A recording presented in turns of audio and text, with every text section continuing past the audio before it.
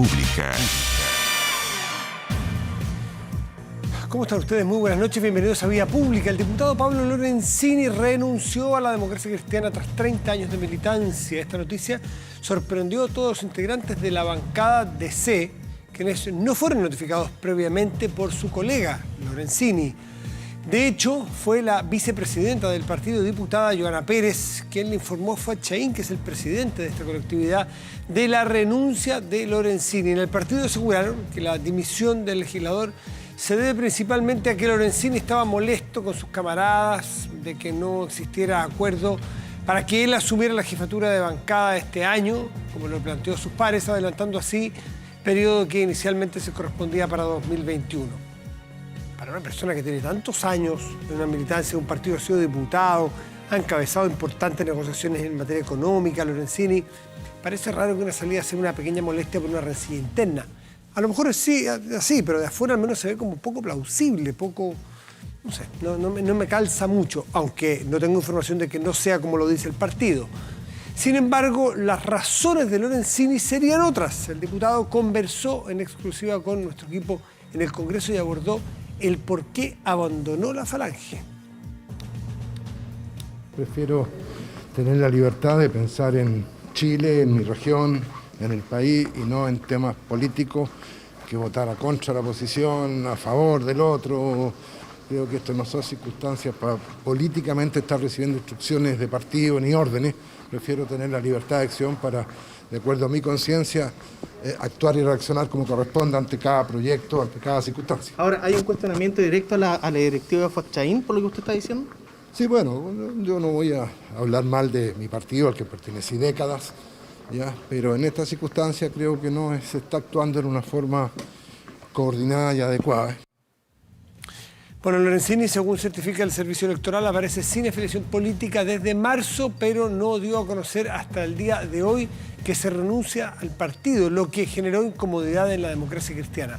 La DC llega a niveles de cantidad de diputados que no tenía, me parece que desde su fundación, que podría ser el momento más bajo de la Democracia Cristiana en representatividad en la Cámara de Diputados. Un partido que claramente marcó una época, que decir, al principio de los 90, el retorno a la democracia, que se ha convertido en un partido que claramente tiene una gravitación menor, pero también juega en los momentos que se vive Chile, juega o puede jugar, tiene la oportunidad de jugar un papel re importante de bisagra, de entendimiento, de puente, de acercamiento, mirar, es decir, desnutrir, borrar, minimizar el centro político.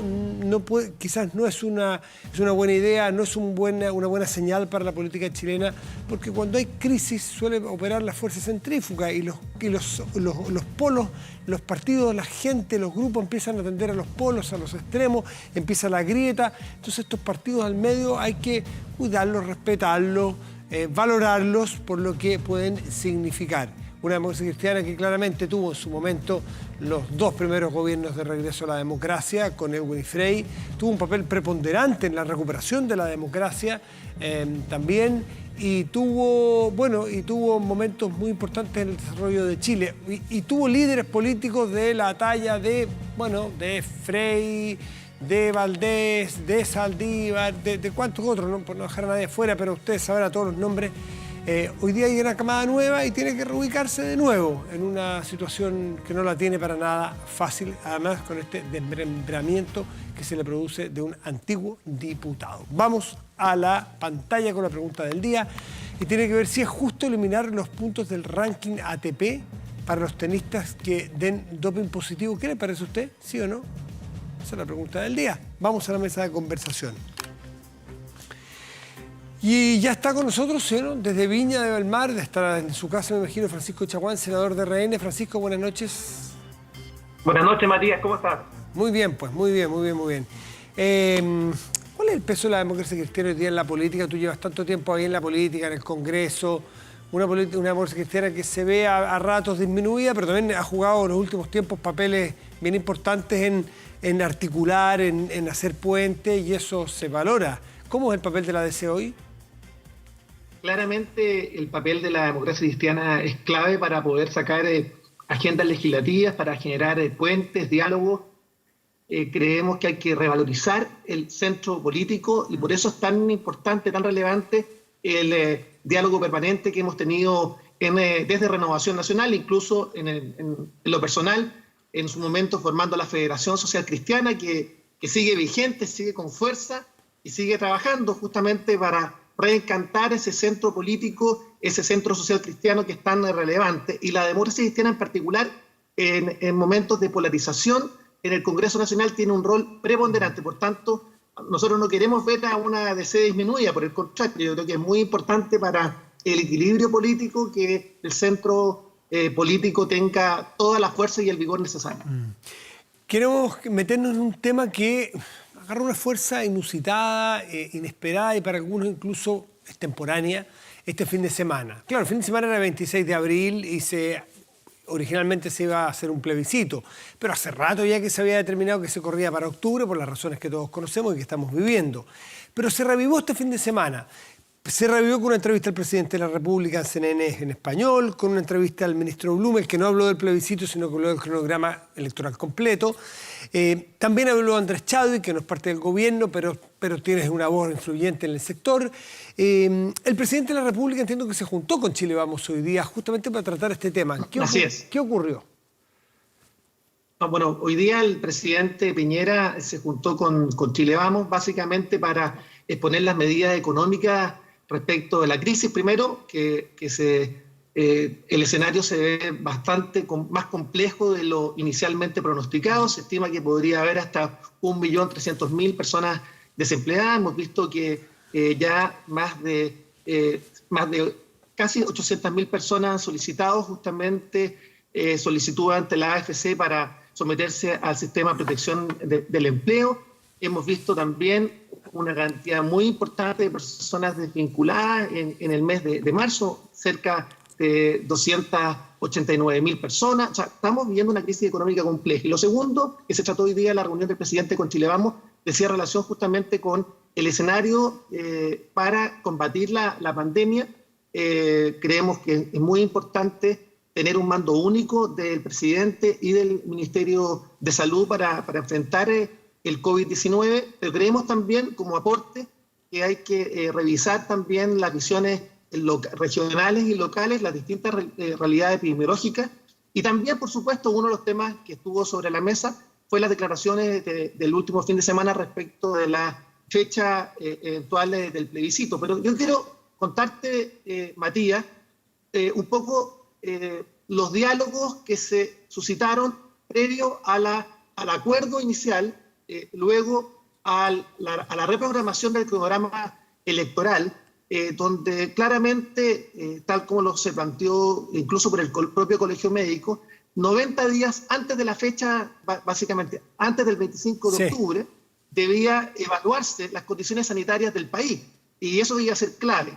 En Renovación Nacional creemos que el plebiscito debe efectuarse, pero hay que, en definitiva, estar a la situación de desarrollo de la crisis sanitaria, y eso deberá darse esa conversación 90 días antes del 25 de octubre. Creemos que hoy día es una conversación completamente extemporánea, porque hoy día todos los esfuerzos deben estar concentrados en poder enfrentar el avance del COVID-19, que tiene situaciones complejas. En mi región, por ejemplo, la provincia de San Antonio, que concentra más de la mitad de los fallecidos en la región de Valparaíso, con el anuncio hace pocas horas que estaría renunciando casi la totalidad del cuerpo médico del Hospital Claudio Vicuña, y donde yo me saco el sombrero por el esfuerzo que hace el cuerpo médico y todo el personal del Hospital Claudio Vicuña para, a pesar de todas las precariedades, sacar adelante la crisis sanitaria. Por tanto, yo diría, esta es una conversación completamente extemporánea que puede cambiar a medida que vayan pasando los meses, y por tanto esta discusión habrá que tenerla en julio. ¿Sabe lo que pasa, senador? Es que hay algunos que ven que en algún sector de la derecha, o algunos sospechan que algún sector de la derecha no es que esté planteando qué es lo que ocurra con el virus, si va a estar o no controlado, en qué condiciones vamos a estar, sino que algunos prevén que debajo de este manto lo que quieren definitivamente es posponer el plebiscito, porque lo que no quieren es una reforma o un cambio constitucional, y lo que temen es a eso justamente, que genere más incertidumbre y que entonces algunos les plantearán, se lo habrán dicho en el Congreso, si es que hay alguien que no quiera, que lo diga, pero no digan que tiene que ver con el coronavirus. Entonces aquí algunos sienten que hay poca transparencia al respecto. Mira, nadie puede responsabilizar al gobierno y menos al presidente Piñera y al ministro de Salud de utilizar la pandemia como una excusa para no realizar un acto de consulta al pueblo. Pero nosotros lo habrá escuchado, ¿no? Pero lo habrá escuchado eso, no es que yo esté inventando. Por supuesto, pero yo diría que claramente de voces malintencionadas que buscan sacar provecho político menor en una discusión mezquina, cuando hoy día todos los esfuerzos que ha hecho el presidente Piñera y que ha hecho el ministro de Salud es para tener un retorno gradual y seguro a esta nueva normalidad, que es un concepto que se criticó, pero que fue instaurado por la propia Organización Mundial de la Salud, en términos de que vamos a tener que convivir con el COVID-19 durante muchos años. Pero ciertamente acá ha habido un esfuerzo, por el contrario, del propio presidente y del propio Ministerio de Salud, de ver cómo logramos un regreso gradual y seguro que nos permita justamente avanzar. Y básicamente pensando no solamente en la crisis sanitaria, que está involucrando también familias. Cuando hablamos de personas desempleadas, estamos hablando de familias que lo están pasando muy mal y con un Estado y con una agenda fiscal muy potente. Mira, cuando uno analiza el tamaño de la agenda fiscal en materia de, por ejemplo, mantener la capacidad del empleo en nuestro país, estamos hablando que tenemos la séptima agenda fiscal más potente del mundo, y donde estamos hablando de en torno al 6% del PIB. O sea, estamos hablando de un esfuerzo sustantivo en términos de aportar a la capacidad de empleo, porque detrás de cada jefe de hogar o cada jefa de hogar hay justamente una familia que lo está pasando de forma muy compleja en este momento de crisis, que no solamente sanitaria, también es económica, y donde acá se requiere que de todos los actores políticos estemos detrás de aquellos que hoy día lo están pasando mal. Hay algunos que sostienen que todavía falta mucho que el fisco pueda poner, porque que el gasto real no es ese 6%, pues, sino más bien cercano al 1,5%, porque lo otro es, han pospuesto medidas, han pospuesto impuestos, pero el gasto real todavía es muy poco y falta para los sectores que efectivamente van a sufrir con, por ejemplo, el desempleo. Tiene que venir un paquete más grande según los sectores de la oposición y algunos economistas. ¿Usted comparte eso? O sea, mira, vamos a tener un déficit fiscal este año de cerca del 9%, el próximo año se estima en un 6%. Estas cifras que parecen frías, estamos hablando de un enorme paquete de recursos económicos que está poniendo a disposición el Ejecutivo con una agenda, vuelvo a insistir, sustantiva.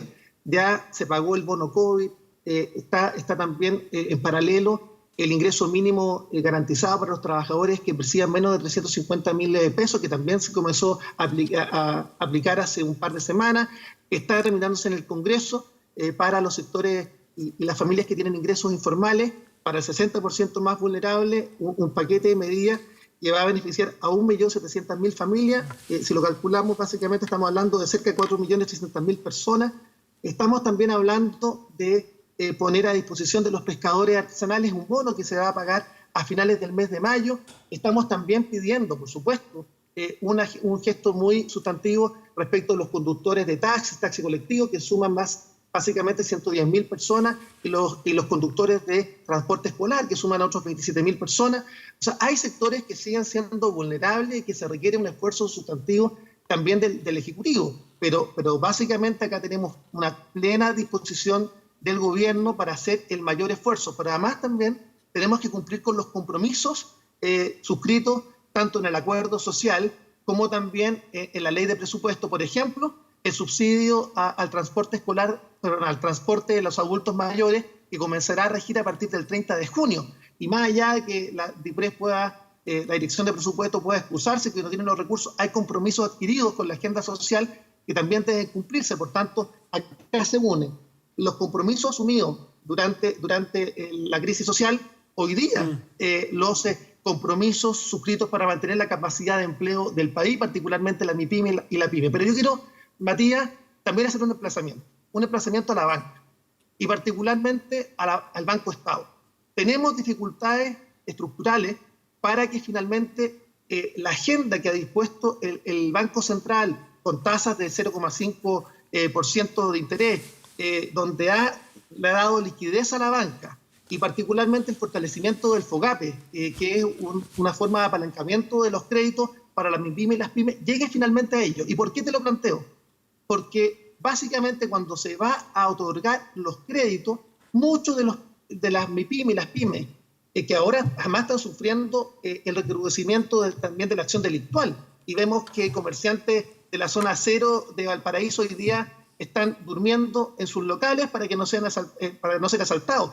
Pero tampoco tienen acceso al crédito, porque cuando van al Banco del Estado, los criterios del Banco del Estado siguen siendo aquellos anteriores a octubre del año recién pasado. Y finalmente está llegando los recursos, no a los sectores que tienen riesgo financiero, que son los que requieren con mayor fuerza el aporte fundamentalmente para poder parar sus emprendimientos y poder también mantener la capacidad de empleo de sus emprendimientos. Entonces, acá el llamado que quiero hacer a la banca es también ser actores, porque tal como en la década de los 80 el Estado salvó a la banca, hoy día la banca tiene un rol que jugar.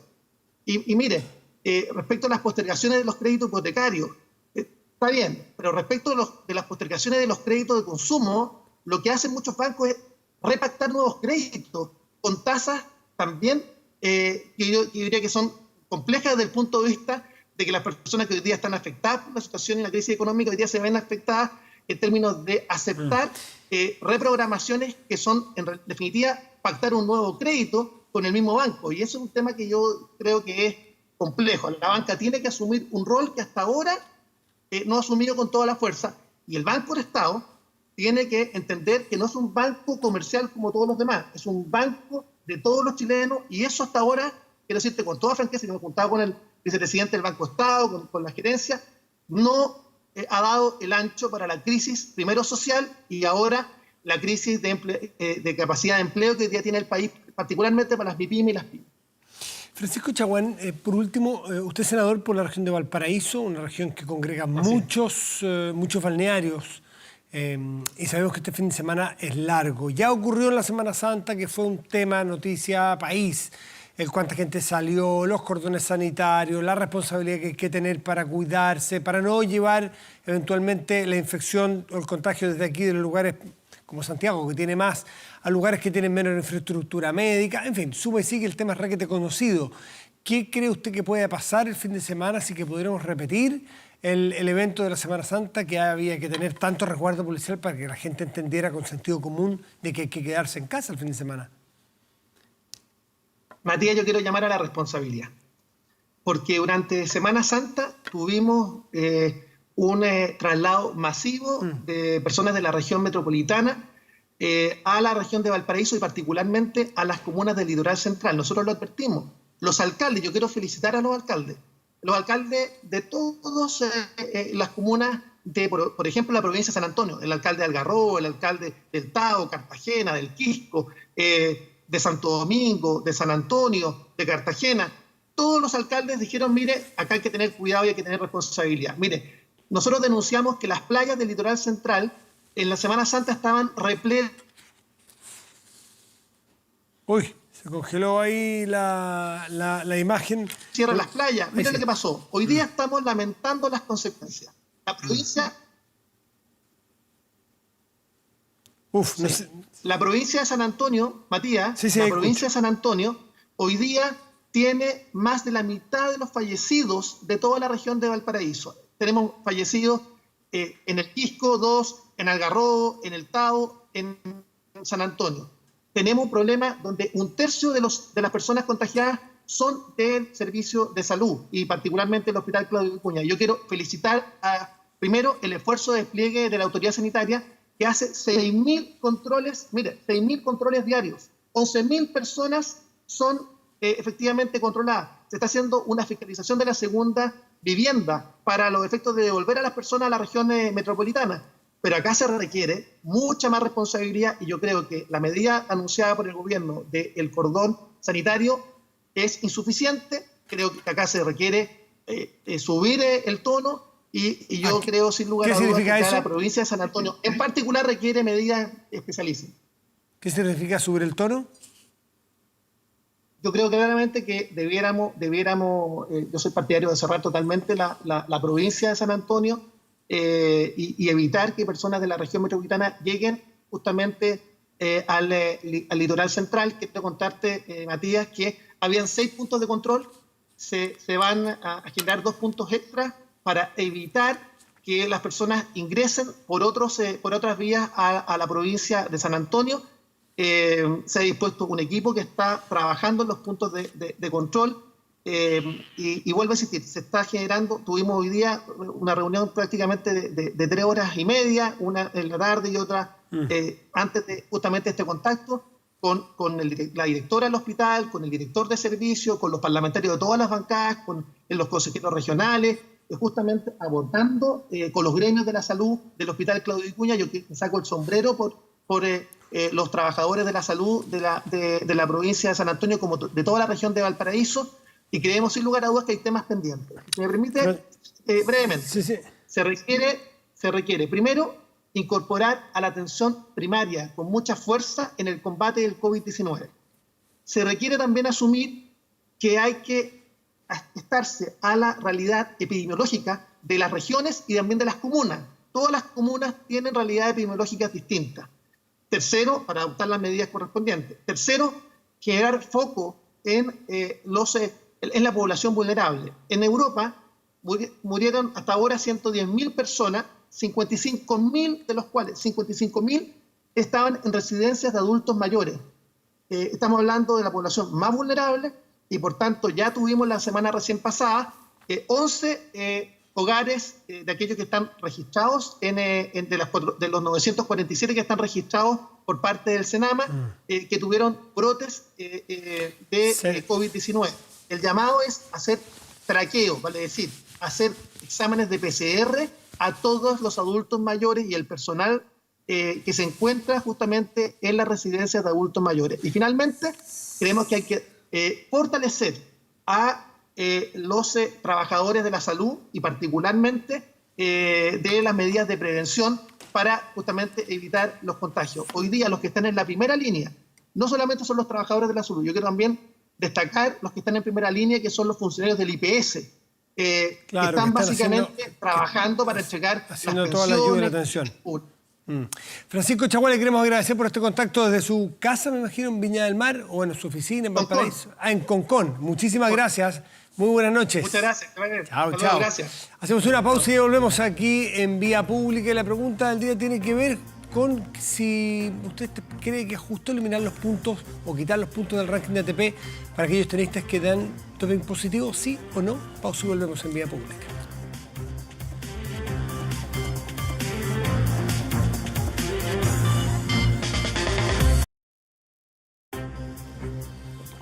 Ya estamos de vuelta aquí en Vía Pública y nos contactamos de inmediato con Jimena Rincón, senadora demócrata cristiana de la región del Maule. Senadora, buenas noches, gracias por recibirnos. Muy buenas noches, Matías. Le estaba preguntando, cuando sigamos en contacto para probar el audio, si que se puede un senador mover a su distrito, a su circunscripción, hacer trabajo territorial con la situación actual. ¿Cómo lo hace? Porque usted vive en Santiago, trabaja en Valparaíso y en el Maule. ¿Cómo se hace eso? Mira, la verdad es que he concentrado mis desplazamientos al Congreso y mi trabajo en la región es telemático completamente, con reuniones con los alcaldes, con los concejales, con los consejeros regionales, con los dirigentes, resolviendo muchas cosas vía internet, telemáticamente, vía Zoom, ocupando distintas plataformas para hacerlo. De hecho, en el último tiempo hemos estado tratando de resolver un caso súper complejo que ha afectado a muchos vecinos en San Rafael, en Linares, en San Javier, en Santa Cruz, de una persona que los ha estafado. Hemos estado en contacto con la Fiscalía. Entiendo que, no sé si es correcto o no, porque me lo tenían que confirmar, que ya han tomado presa a esta persona. Y todo esto ha sido a través de la ayuda y el soporte de la tecnología. Increíble. Lo que está complicado Increíble. hoy día, no a ese nivel, pero sí está muy complicado, es la señal que genera la renuncia de Pablo Lorenzini, un histórico de la ADC a esta altura, que renuncia. Además de su zona, del Maule. La ADC dice... Diputado, Sí, pues. Que porque tuvo un diputado problema de interno la nuestra- ADC del Maule. Uno supone que a esta altura de la vida no puede ser esa la razón. ¿No? O sea, a mí no me parece. Eso parece una pataleta y a un hombre adulto, un hombre que es serio. ¿Cuál es la razón de fondo por qué se va Lorenzini y cómo queda la ADC? Con un nivel de representación de parlamentarios en la Cámara de Diputados, entiendo que la más baja de su inicio, de su historia. Sí, sin lugar a duda es un golpe. Yo lo lamento, Pablo es diputado en el Maule, va a seguir siendo diputado en el Maule y espero que trabajando por nuestra región, su gente, en las provincias de Talca y Curicó. Yo lamento la partida de cualquiera de los nuestros, de cualquier camarada de nuestro partido. Pablo es una persona que, recordaban algunos hoy día, entró marchando en la Marcha de la Patria Joven arriba de un caballo. Tiene 70 años Pablo, y eso es un recuerdo hermoso de una época que pasó, que habla de nuestros fundadores, de lo que fue la democracia cristiana. Y su partida a mí me duele, más allá de las razones y las explicaciones que él pueda dar, porque obviamente a nadie le gusta que se vayan miembros de su familia, de nuestra familia. Y las explicaciones que ha dado, la verdad es que no me logran convencer. Él nunca ha sido un dirigente político que obedezca órdenes de ningún... Es bien díscolo. Es bien díscolo. Es muy díscolo. Sí. Y además las órdenes de partido tampoco existen. Uno toma acuerdos, los cumple, los suscribe, pero órdenes de partido, la verdad es que nadie podría decir que existen, y menos para Pablo. Pablo ha sido bastante autónomo. Entonces, yo lamento su partida, de verdad. Creo que nadie sobra y bueno, dicen que el que se va sin que lo echen vuelve sin que lo llamen. Así que pero la reflexión siempre ayuda. Lo que reflexionábamos recién con el senador Chaguán, y una reflexión de sentido común, es el poder específico de la democracia cristiana, un partido de centro que puede ser tremendamente útil, y lo ha sido cuando se producen crisis y se polariza la política en Chile. Entonces, que la democracia cristiana pierda fuerza, pierda musculatura, es un problema para la democracia chilena, de alguna manera. Mira, yo confío en que estas situaciones nos permitan reflexionar y aunar esfuerzos y voluntades. Creo que la situación que estamos viviendo, no solo en nuestro país, sino que en el mundo, demandan que todas y todos pongamos lo mejor de lo nuestro para enfrentar esta pandemia. Y es en estos minutos, en estos momentos en que se pesa a los hombres y mujeres en la historia de las naciones. Hoy día necesitamos cohesionarnos, necesitamos aunar voluntades, necesitamos ponernos todos detrás del objetivo, que es cuidar la vida y la salud de los hogares y las personas en nuestro país. Y hemos visto que aquellos países que lo han hecho bien, creo que el ejemplo de Alemania es un tremendo ejemplo, una tremenda líder, o de Nueva Zelanda, otro ejemplo, dan cuenta de un resultado que hoy día miramos con mucha sana envidia. Y hoy día ese es el objetivo, ponernos detrás de sacar adelante esta pandemia, enfrentarla de la mejor manera posible, cuando vemos todos los días los indicadores, y yo los sigo día a día. En el país y en mi región somos la cuarta región con más casos fatales, con 14 casos fatales, y con un nivel de contagio que ha aumentado además muy fuertemente, y lo decía Pancho hace un rato atrás, Pancho Chaguán, después del fin de semana largo de Semana Santa, donde le pedimos al gobierno, junto a los alcaldes del Maule, que cerrara fronteras, que no bastaba con este control sanitario, sino que se requería una medida de orden público, que era el cierre de frontera, evitando que los santiaguinos se fueran a nuestra región. ¿Qué pasó? No se hizo, y bueno, el impacto fue impresionante en el número de casos que hubo después de Semana Santa. Se lo estamos volviendo a reiterar al ministro del Interior para este fin de semana largo que viene, y esperamos que se tomen las medidas que corresponden. En general, ¿cómo evalúa la acción de la autoridad sanitaria en esta pandemia? Mira, yo creo que la acción de la autoridad sanitaria tiene aciertos y desaciertos, y los aciertos dan cuenta de indicadores que, cuando uno los mira, y voy a hablar de datos objetivos para no entrar en juicios de valor, cuando uno mira la cantidad de test que se hacen en Chile, somos sin duda por lejos el que más hace en América Latina. Pero si uno mira a los países de OECD, estamos dentro de los 5 peores países. ¿Cómo lo medimos? Por millón de habitantes. Nosotros en Chile estamos haciendo algo así como 8.600 test a la semana, y en Alemania, por millón de habitantes, y en Alemania se hacen más de 500.000 a la semana, 24.000 exámenes por millón de habitantes. Sí, la explicación que dio ayer la autoridad sanitaria para eso es porque es el acumulado, y como los países europeos, por razones de estacionalidad, partieron antes con el problema, llevan más tiempo haciéndolo que Chile. Por eso es que en el acumulado nosotros es imposible que Chile esté al nivel del resto de los países OCDE en cuanto a la cantidad que está haciendo. No, la verdad es que esto se mide por millón de habitantes y esa es una explicación que cuando uno la traduce en cifras no calza.